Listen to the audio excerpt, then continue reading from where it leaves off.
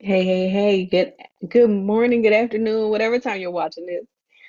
Good day. And I am Lisa Blunt. I'm here for 100 Days of Joy, and I thank you for coming back and being with me today. Today we're talking about, body positivity. Body positivity.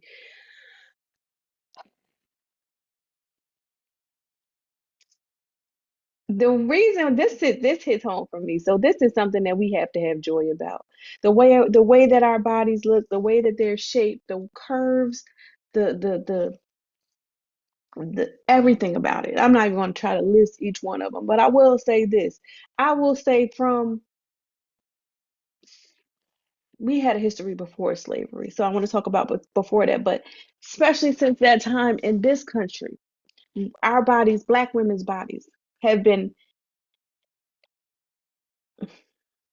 extorted, policed, dehumanized, and commodified and demonized by by other people, stripping Black women of bodily autonomy. So I want to say this. Long before that colonialism began, and this is the joy point for me, long before that colonialism began,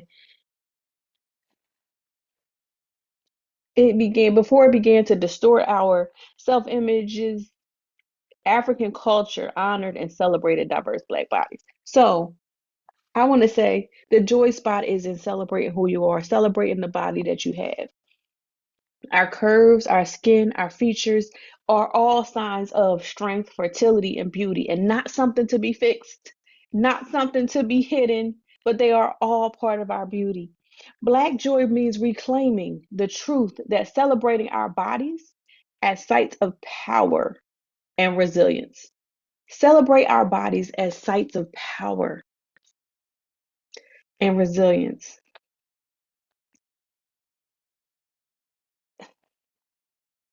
From cornrows to waist beads to bold fashion to micro locks to sister locks to palm rolled locks. Black women have always found ways. We have always found ways to adorn our bodies. Always. Even in spaces that tried to shame us. Um, so I want to say this. Dance from African drumming to twerking or stepping has been always a form of joy and a radical declaration that our bodies are free. When you see people doing some of those dances, you can see how free we are when we dance. Every time we move, we dress or style ourselves authentically in who we are, who we love, the essence of our being. We reject the idea that we have to conform to some standards that don't fit us, that don't serve us, that don't do anything for us. There are beauty standards that has nothing to do with us. But when we dress and we move and we style ourselves authentically, we reject that idea so vehemently. Um, our bodies, Black women's bodies. I've watched it. I used to be I used to teach, and sometimes we don't even realize that we internalize that stuff. We look at young Black girls and we do the same thing that somebody from the outside has done. So in celebrating our joy, I want us to be remembering to be mindful that this is something that has been done to us that we don't need to continue to do to ourselves. We have been hypersexualized, scrutinized, and restricted, but we have refused, and we refuse to shrink ourselves to make other people comfortable. Realize this, that by the time a young Black girl is 8 years old, she is already being looked at as an adult. Same for young boys. Same for young boys. You hear them saying a boy, 16-year-old boy. Well, if he's Black, they'll say he's a man. They'll say he's a man. You hear some of these things that are being said. By the time a Black girl is 8 years old, she is being looked at as a woman. That's for us to embrace. That's for us to kind of take along and take some of that out of there, to remind ourselves that no, they're just being who they are. They're not. They're being who they are, and we have to embrace somebody having the personality, the style, the stamina, the creativity to be able to do and become who we are. We don't need to stifle that in them because somebody else said it was so. So whether it's embracing our natural hair or wearing bold colors, rejecting fat phobia, reclaiming our bodies is a form of liberation and self-love. Did you hear what I said? It's a form of liberation and self-love. Joy is saying, I will exist fully in my body without apology. I know that there are so many of us, so many times we look at ourselves, friends who have said, I'm gonna make myself throw up so I can lose weight. I'm going to make sure I work out 3 times a day. I'm only going to eat once a day so that I can change the way my body looks.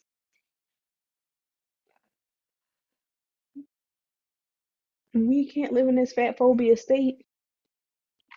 I also have friends who try to delicately eat, and then sometimes it kind of backfires. You can see that it's holding on to weight and things like that. But also realizing that some of those things have nothing to do with whether we eat or don't eat, because sometimes we're not eating enough in an effort to be smaller, but sometimes the stress is holding on to that. Sometimes there are things that are going on with us where we're nutrient deficient, where we're holding on to those things. So the joy is about saying, I will exist fully in my body without apology. I will exist fully in my body without apology. Because many of us grew up with messages, right? You should look a certain way, whether it's your hair. Girl, when you gonna do your hair? Oh, okay, never mind. I thought I did it, but never mind. Oh, you getting? My grandmother used to say, your hips spreading, ain't they? They getting kind of wide, ain't they? All kinds of messages about our weight, about how skinny you pretty skinny. You look like a string bean. All kinds of messages about our bodies. Some of us, being afraid of being overweight, but some of us also not liking being too thin. But I want to encourage you to be happy in the skin that you're in today. I'm learning some of the harmful narratives that we've learned about our skin tone and about our hair and about our bodies. Healing from body shame that was passed down to us through generations, not from us, but through us. And every time we speak kindly to ourselves, we talked about the other day, we talked about self compassion. Every time we speak kindly to ourselves, we create new legacies of self acceptance for the next generation, right? So your daughter can love herself fully and wholly because you took the time to deconstruct some of the things that were impacting you that you may not have even realized, but you're learning today. So celebrating our bodies, I think, as a home for freedom, a home for joy, and freedom is like a whole game changer. Our bodies have carried us. Think about this, right? We think if you have ever birthed a child, my son says to me the same thing I used to say to my mom when I didn't understand. I used to say that she said her body changed because of me. And I say, that was 28 years ago. You can't blame that on me because I'm 28 now, right? And my son says the same thing to me, that I can't blame my body changes on them. Not realizing that I birthed a whole human. You birthed a human. If you're a mother, you have birthed a human being, that's something to be joyful about. It's something to celebrate for most of us. But also realizing like that human was in you and it formed a brain, a spleen, a liver. We look at like the ultrasound, we're like, oh, look at that. You see the limbs, the legs. If it's a boy, you might see the penis, you might see the scrotum. Um, you see I remember my son, like my youngest son Messiah, when we saw his ultrasound, you could see the bubbles come out of his mouth. And I thought, wow, like that was something. To have all of these things form in you takes away from you, right? You deplete it. And it pulls away from your supply. So in that, we have to reestablish that after that baby comes out, the placenta comes out, or we have to reestablish our whole existence and our whole bodies. So we got to celebrate this. We got to learn to celebrate our bodies and the things that it can do and the things that it does for us. Our legs hold us up, our arms move things out of the way. Just celebrating our bodies and the things that they can do. Our eyes blink, right? If something is going by, your eye can blink and protect your eyeballs.